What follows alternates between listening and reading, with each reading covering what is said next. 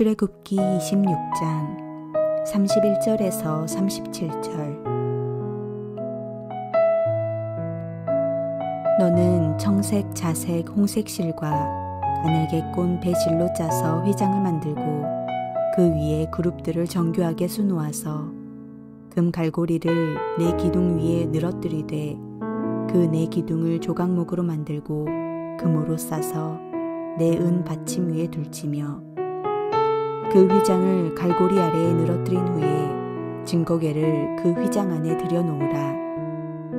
그 휘장이 너희를 위하여 성소와 지성소를 구분하리라.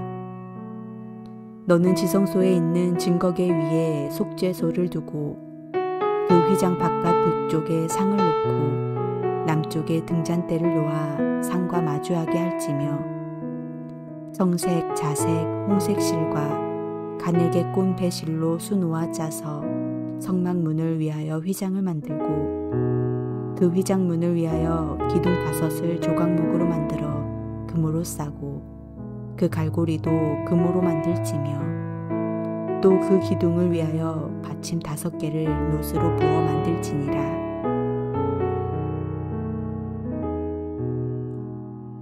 하나님께서는 성막을 만들 때 성소와 지성소를 구별하라고 말씀하십니다. 하나님께서 하나님 자신을 위하여 구별하라고 하신 것이 아닙니다. 너희를 위하여 구별한다고 말씀하십니다.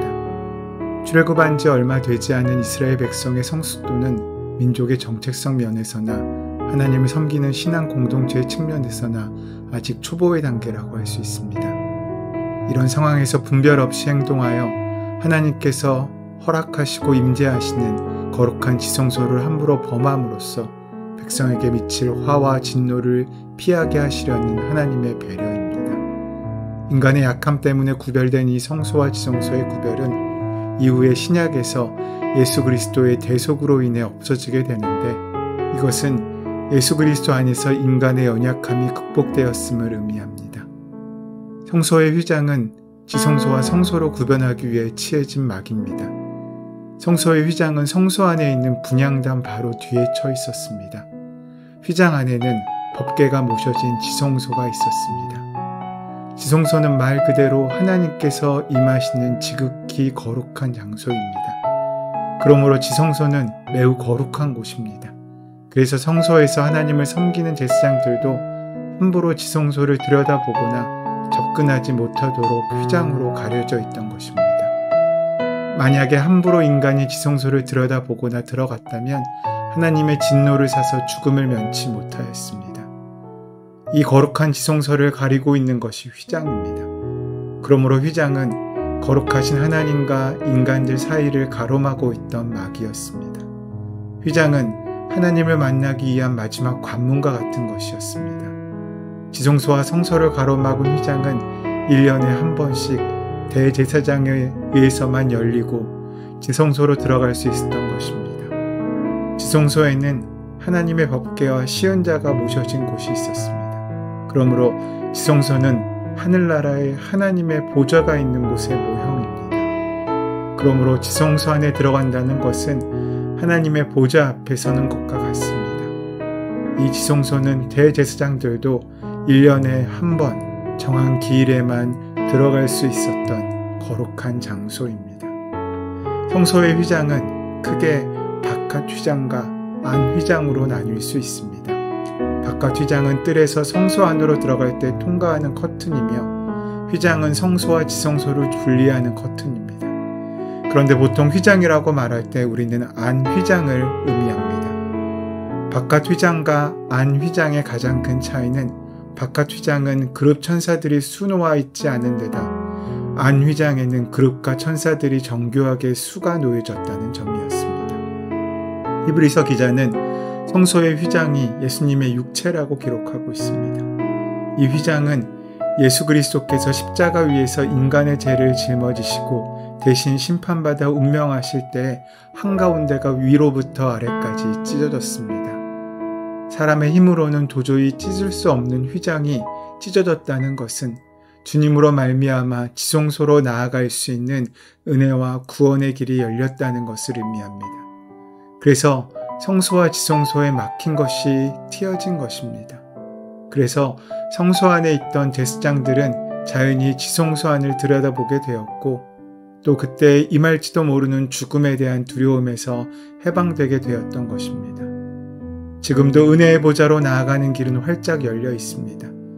우리는 우리 편에서 달려있는 은혜의 손잡이를 믿음으로 열고 은혜의 보좌로 나아갈 수 있게 된 것입니다. 히브리서 10장 19절에서 20절 말씀에는 그러므로 형제들아 우리가 예수의 피를 힘입어 성소에 들어갈 담력을 얻었나니 그 길은 우리를 위하여 휘장 가운데로 열어놓으신 새롭고 산 길이요 휘장은 곧 저의 육체니라 고 말씀하십니다. 성소의 휘장은 곧 인간의 죄를 사하기 위하여 십자가에 못 박혀 찢기신 예수님의 몸을 상징합니다. 그 고난과 피 흘리심을 감당하시면서 우리에게 막혀있던 하나님께 나아갈 길을 우리를 위하여 여시고 예비하신 것입니다. 누가 하나님의 은혜를 제일 많이 받습니까? 하나님을 추구하는 사람입니다. 어떤 사람은 어려움이 생기면 사람을 찾고 인간적인 방법을 찾습니다. 그래서 좋은 결과가 생긴 적이 별로 없습니다. 하나님께 나아가는 길을 포기하고 등 돌려 세상을 향하여 그 길로 나섭니다. 자신의 방법과 생각을 찾아 나서게 되는 것입니다. 하지만 사람에게 은혜를 구하려는 방법은 어리석은 일입니다. 약점과 한을 사람에게 찾아가서 털어놓으면 더 어려워질 때가 많습니다. 그런 일을 경험하다 보면 우리에게 진정 구해야 될 것이 무엇인지 우리는 알게 됩니다. 우리가 힘들고 어려울 때 하나님을 멀리하는 것이 아니라 하나님께 찾아가는 믿음의 발걸음이 우리에게 필요하다는 것입니다. 그 하나님께 와서 털어놓을 때 하나님은 그 소리를 들으시고 신음마저 들으시고 응답하십니다. 출애굽기의 시작이 그렇지 않습니까?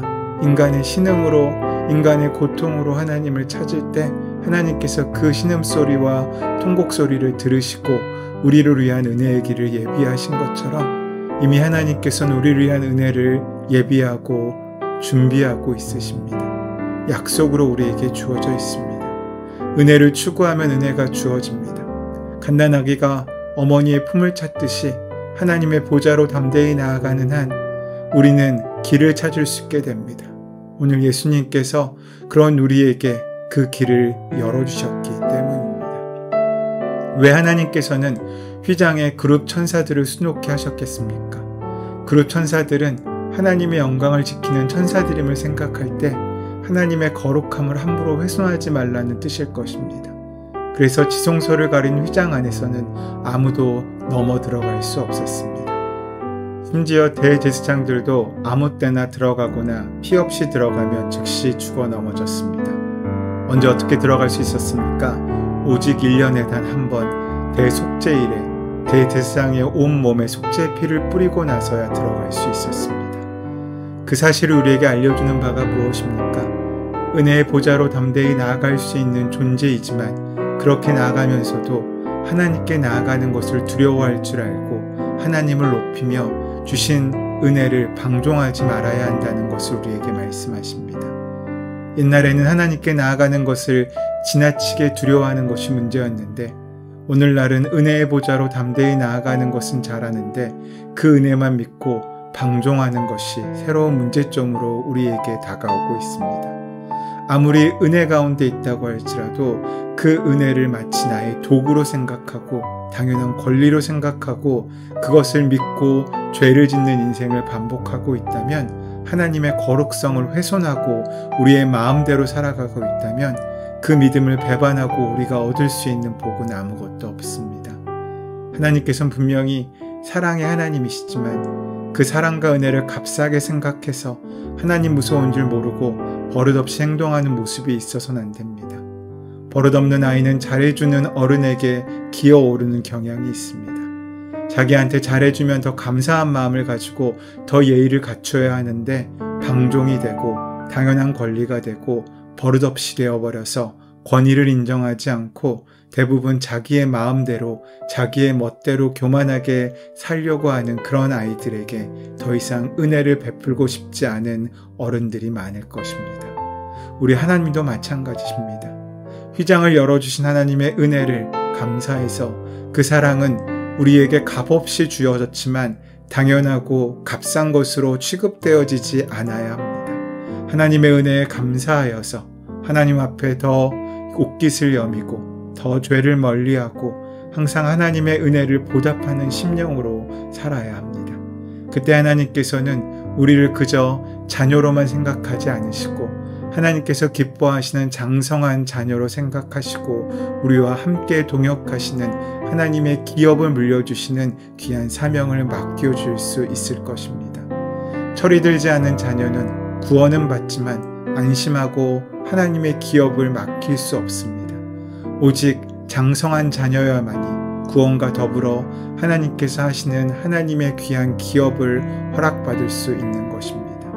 이제 은혜를 받는 차원으로 머물지 않고 은혜를 주신 하나님을 사랑하며 높여드리는 차원까지 나아갈 수 있을 때 우리의 귀한 은혜는 참된 축복으로 바뀌게 될 줄 믿습니다. 그 은혜를 만나고 누리는 저와 여러분 되시기를 소원하고 축원합니다. 은혜의 주님, 오늘 이 시간 우리가 받는 귀한 사랑이 당연한 것이 아님을 기억하며 늘 그 사랑에 합당한 삶을 살 수 있도록 인도하시고 역사하여 주시옵소서. 우리 주 예수 그리스도의 이름으로 기도드립니다. 아멘. 이제 오늘 허락하신 말씀을 함께 묵상하심으로 오늘 나에게 주시는 말씀으로 만나시기 바랍니다. 우리 삶의 모든 문제와 간구들 하나님께 이 시간 온전히 맡기시며 함께 기도하는 시간 가지도록 하겠습니다. 함께 기도합니다.